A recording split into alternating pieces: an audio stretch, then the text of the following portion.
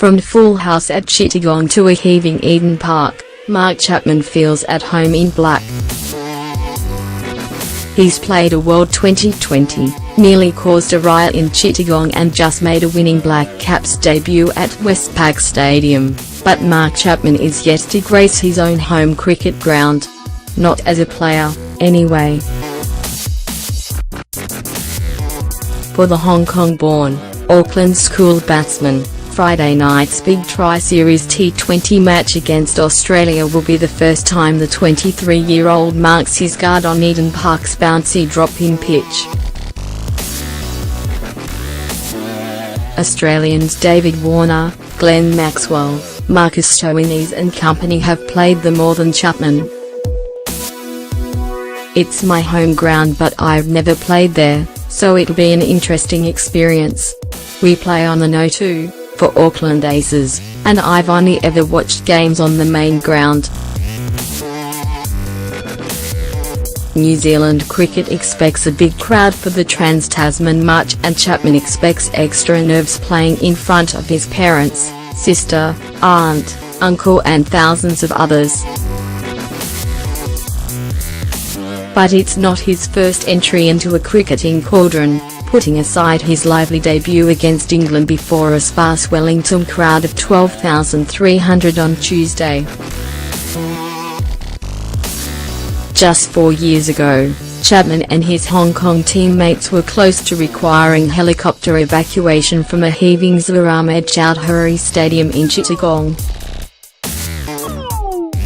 In 2014 at the World T20 in Bangladesh, Chapman's team toppled the host nation by 2 wickets, reaching their target of 109 with 2 deliveries to spare. A jam-packed home crowd wasn't happy, but it could have been worse. The biggest for me was playing in Bangladesh, and managing to beat them in front of about 30,000 at Chittagong, Chapman said. We almost knocked them out. If we'd got the runs in about 13 overs, their net run rate would have meant they were knocked out of their own tournament. Apparently there were going to be riots and we would have been helicoptered out of the ground. After being presented with his first black cap, along with wicketkeeper Tim Seifert, Chapman looked the part against England in his 20th T20 international. The left-hander, listed to bat no 4 after a prolific domestic season, was pushed down a spot by Colander Grandhom's elevation.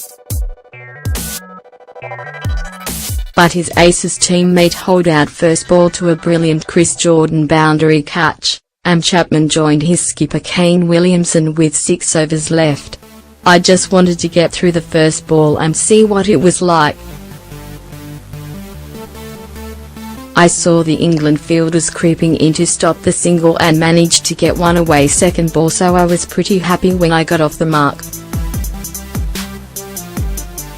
It was an amazing platform, we couldn't have asked for a better start. It was just a matter of giving Kane the strike. Williamson was in full flight, and next over blasted Markwood for successive 6s on the way to 72 off 46 balls.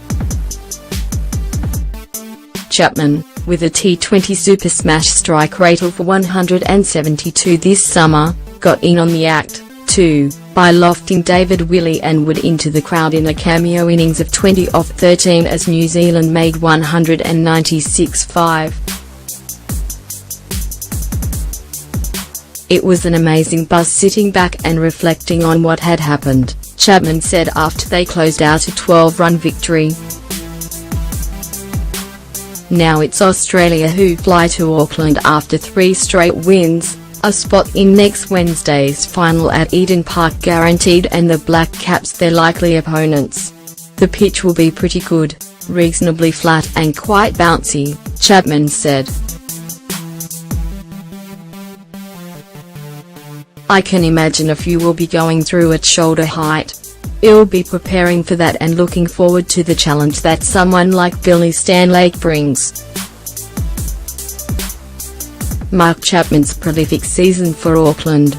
T20 Super Smash, 307 runs, 4th highest, at 34.11, strike rate 172, highest score 101.